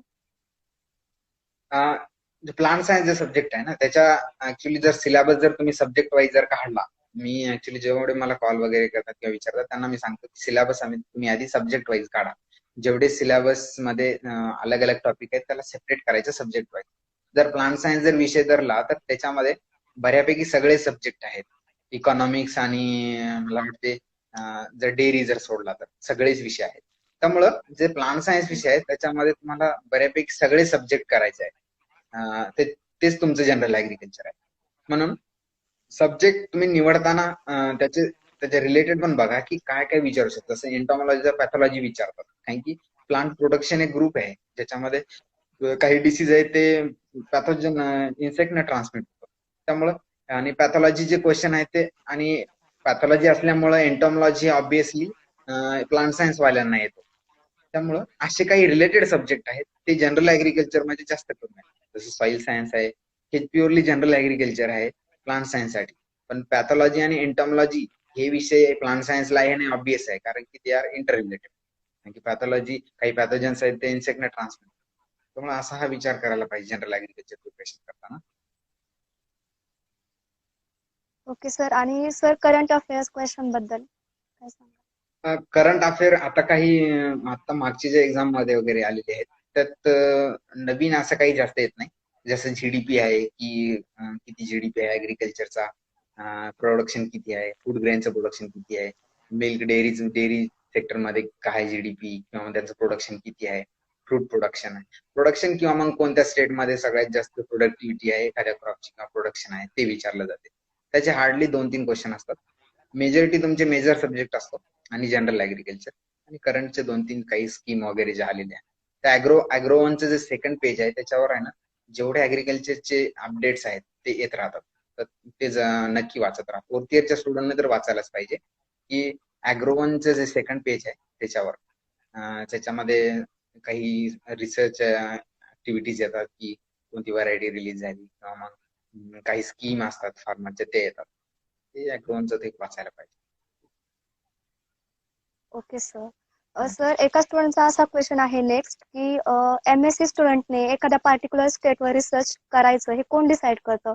मीन्स तुम्ही राजस्थानमध्ये तुमचा रिसर्च केला होता, तर हे कोण डिसाईड करतं? स्टुडंट चॉईस करतात का कोणत्या स्टेटसाठी रिसर्च करायचं? नाही तसं नाही. रिसर्च ऍक्च्युली आपण एका स्टेटसाठी वगैरे करत नाही, आपण प्रॉब्लेमवर रिसर्च करतो. म्हणजे काय सध्या प्रॉब्लेम आहे त्याच्यावर रिसर्च करत असतो. समजा आपण एखादा प्रॉब्लेम जर घेतला तर आपले इथे ऍडवायझर्स असतात, गाईड असतात, ते आपल्याला सजेस्ट करतात की या प्रॉब्लेमवर आपण काम करू शकतो. मग आपण त्यांना सांगायचं की हा आपण सर या टॉपिकवर सध्या काम करू शकतो किंवा आपल्याला जे सुटेबल वाटते, आपल्याला जे चांगलं वाटते त्याच्यावर आपण, कारण की ते 2-3 प्रॉब्लेम देतात की हे प्रॉब्लेम आहे, तो प्रॉब्लेम आहे. प्रॉब्लेम मीन्स तुमचा एक रिसर्च वर्क आहे. म्हणजे सध्या काय प्रॉब्लेम आहे, एखादा डिसीज येतो, त्या डिसीजचे जीन्स आयडेंटिफाय करणं हा प्रॉब्लेम. तर मग आपण आपल्याला जर पटतंय, आपल्याला जर वाटतोय आपण करू शकतो, इंटरेस्टिंग वाटतंय, तर ते आपल्याला निवडायचं आहे आणि मग त्याच्यावर आपण काम करत असतो. तर ते फ्रीडम असते ओके की सर. तुम्ही प्रॉब्लेम तुमचा चूज करू शकता स्वतः. ते फ्रीडम आहे तुम्हाला. Okay sir. सर, तुम्ही असं गायडन्स केलं की सगळ्या स्टुडंटचे शंकांचं नक्कीच निरसन झालं असेल. सर, नेक्स्ट क्वेश्चन असा आहे की सर, नेक्स्ट स्टुडंटचा क्वेश्चन असा आहे की strategies for remembering figures in agriculture. Figures in agriculture म्हणजे जे काही प्रोडक्शन वगैरे त्यांचे फिगर्स आहेत का? जे प्रोडक्शन किती आहे किंवा मग काही इयर्स वगैरे आहे, जसं सायंटिफिक इयर्स असतात काही. हो सर. ते रिमेंबर कसं करायचं? नाही, इयर्स जास्त करून विचारत नाहीत. जसं एकदम हिस्टॉरिकल इव्हेंट जर असेल, जसं मेंडलचे लॉ आहेत, मेंडलचे लॉ किंवा मग वॅटसन अँड क्रिकचं 1953, तशा काही माइलस्टोन ज्या हिस्ट्रीज आहेत जेनेटिक्स किंवा प्लांट ब्रीडिंग किंवा पॅथॉलॉजी मध्ये, त्या एक येऊ शकतात. म्हणजे असं एकदम की जनरल येत नाही की एकदम सिम्पल आहे आणि त्याचे इयर विचारणार. इयर एखादं येते, पण एकदम ते माइलस्टोन असते त्या काळामध्ये किंवा त्या डिकेड मधलं असते. त्यामुळं त्याच्यावर जास्त घाबरायचं काम नाही. आणि इयर जास्त करून मला वाटतं प्रत्येक गोष्टीची इयर लक्ष ठेवण्याची गरज नाही. Okay sir. Sir next question असा आहे की ICAR हार्ड आहे का ॲज कम्पेअर टू CFTRI? नाही ICAR सोपं आहे. CSIR ची एक्झाम थोडीशी टफ आहे. त्यातही एक्झाम ऍक्च्युली तुम्ही MSc ऑलरेडी करताय ना, त्यामुळे तुम्हाला गोष्टीची माहिती होत राहते. तर CSIR तुम्ही MSc मध्येच करू शकता, आता नाही करू शकता. ठीक आहे, त्यावेळेस तुम्ही नवीन नवीन गोष्टी वाचत असता, त्यावेळेस तुम्हाला कळतात नवीन गोष्टी. आता ICAR JRF आहे. ICAR JRF सोपी एक्झाम असते. वाटलंच तर जे सेकंड इयर वाले मुलं आहेत, ज्यांच्या मनामध्ये भीती वगैरे आहे, अवघड असं वाटत असेल, त्यांनी एकदा एक्झाम देऊन बघायची. ठीक आहे, जर चांगली वाटली तुम्हाला तर त्याचं प्रिपरेशन सुरू करा, है ना? आणि प्रिपरेशन करून पुन्हा एकदा द्या. जरी होत नसेल तर मग तुम्ही दुसरं ट्राय करू शकता. दुसरं तुम्हाला जे आवडीचा वाटते विषय किंवा मग आवडीचं क्षेत्र वाटते ते निवडू शकता, है ना? पण न करता म्हणजे एकदमच आपला मित्र किंवा मैत्रीण करते म्हणून आपण जस्ट दुसऱ्यांना फॉलो करतोय असं नाही करायचं. स्वतः पण आपण तसे काही डिसिजन घेऊ शकतो की आपलं काय क्षेत्र निवडू शकतो आपण. वेगळं पण निवडायला असं काही नसते. आता माझ्या बाबतीत हे क्षेत्र नवीन आहे, कारण की माझ्या बॅचमेट्स पैकी मी आणि अजून एक दोन असतील, त्यांनी एक क्षेत्र निवडलं, म्हणजे MSc करून PhD वगैरे करणं. पण मेजॉरिटी आहेत ते BSc केली, काहींनी MSc केली, पण कॉम्पिटेटिव्ह एक्झामच करत होते प्रिपरेशन. तर थोडंसं धाडसही लागते, कारण की जेव्हा ऍडव्हर्टाइजिंग ऍड येते की ते रिझल्ट येतो, तर त्यावेळेस आपले मेजॉरिटी बॅचमेट सिलेक्ट होतात त्यामध्ये. तर त्यात मला अभिमान वाटते त्यांचा कधी पण. म्हणजे असं नाही की भीती वाटते की बाबा आपलं कधी होईल, तसं नाही वाटत मला. कारण की त्यांचं क्षेत्र वेगळं आहे, आपलं क्षेत्र वेगळं आहे, तसं मी समजतो त्याच्यात. हा, आपल्या क्षेत्रामध्ये ऍड येईल आपण त्याच्यामध्ये करायचं. त्या ऍडचं टेन्शन घेऊन उगाच काहीतरी निगेटिव्ह विचारांना हे नाही, एक प्रकार म्हणजे ते होऊ द्यायचं नाही. जर क्षेत्र आपण निवडलं तर स्वतःच निवडलं आणि आपल्याला स्वतःच लढायचं आहे. Okay sir. Sir next question असा आलाय स्टुडंटचा की एक्झामचा पॅटर्न आणि टफनेस बघितला तर आपण स्टडीच्या स्ट्रॅटेजीज कशा चेंज करू शकतो as compare to their pattern and toughness? कसं आहे ना, प्रत्येक सब्जेक्टला एवढा वेळ द्यायची गरज नाही. जसं प्लांट सायन्स सारखा सब्जेक्ट आहे, थोडासा वास्ट आहे, त्यामुळे थोडा जास्त वेळ द्यावा लागतो. पण स्टॅटिस्टिक्स झालं, इकॉनॉमिक्स झालं किंवा एंटॉमॉलॉजी झालं, याला जास्त वेळ द्यायची गरज नाही. तुम्ही थर्ड इयरला जरी सुरू केलं ना तरी तुमचा होते, किंवा फोर्थ इयरला पण काही लोकांनी सुरू केलं होतं एक्सटेन्शन, इकॉनॉमिक्स वगैरे. सिम्पल सब्जेक्ट असतात. तर ते तुम्ही सब्जेक्ट वाईज आहे ना, वेळ त्याच्या सिलेबसच्या वास्टनेसनुसार की किती सिलेबस वास्ट आहे तसा. तर तुम्हाला कसं असते, काही लोकांची एक स्ट्रॅटेजी असते की MSc चांगल्या जागी ऍडमिशन घेणं किंवा मग IIR ला येऊन UPSC वगैरे ट्राय करणं. तसे करतात काही लोक. म्हणजे तसं एक तुमच्याकडे ऑप्शन असू शकतो. तर IIR ला ऍडमिशन घेण्यासाठी तुम्ही एखादा सोपा सब्जेक्ट निवडू शकता आणि तुम्ही सिव्हिल प्रिपरेशन पण करू शकता. फायनान्शियल सपोर्ट होईल. 2 वर्ष तुम्ही MSc करता करता सिव्हिल प्रिपरेशन पण करू शकता. Okay sir. Okay sir. Sir overall all स्टुडंटचे शंका ह्या दूर झाल्या असतील. त्यांनी चॅटबॉक्समध्ये क्वेश्चन टाकले होते. तर तुमच्या गायडन्सने सर नक्कीच त्यांना फायदा होईल आणि आमचा सुद्धा ऑल इंडिया रँक हा टॉपचाच येईल सर तुमच्या गायडन्समुळे. नक्की. सर तुम्हाला खूप खूप शुभेच्छा सर्वांना. हो सर. सर आणि अजून एक सर तुम्ही करंटली PhDच्या थर्ड इयरला आहात सर. सर मग व्हॉट आफ्टर PhD? तुमचे काही प्लॅन्स आहेत का? प्लॅन म्हणजे सध्या असा प्लॅन आहे की आता PhD लवकर कम्प्लीट करून ARS साठी इलिजिबल होणं हा एक मेजर प्लॅन आहे. कारण की ARS एक मेनच पहिल्यापासून एक होतं ते की ARS बनायचं. पण MSc कम्प्लीट झाली आणि लगेच PhD ही इलिजिबिलिटी झाली. त्यामुळे ARS आम्ही दिली होती, पण आमचं PhD नसल्यामुळं आम्हाला काही इंटरव्ह्यूला जाता आला नाही.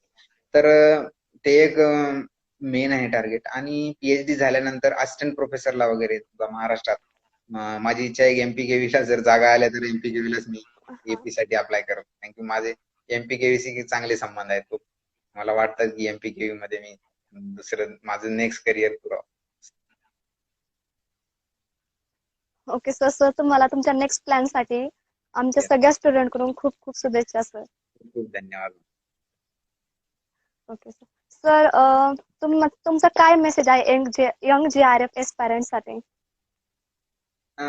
यंग JRF एस्पिरंट आता ऍक्च्युली जास्त नसतील, त्यामुळे ऍस्पिरंट एस लावण्याची गरजही वाटत नाही मला. ऍस्पिरंट असतील मे बी 2 असतील.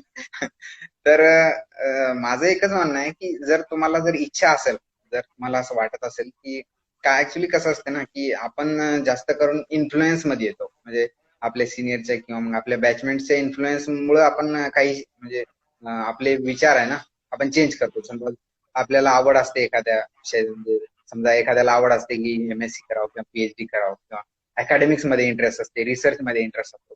तो इंटरेस्ट जर तुम्हाला म्हणजे कायम ठेवायचा असेल तर ह्या छोट्या छोट्या एक्झाम आहेत. जसं तुम्ही JRF क्वालिफाय केल्यानंतर तुम्हाला थोडा कॉन्फिडन्स येतो. मग तुम्ही चांगल्या जागी ऍडमिशन झालं की तुम्हाला अजून पुढे शिकण्याची इच्छा होते.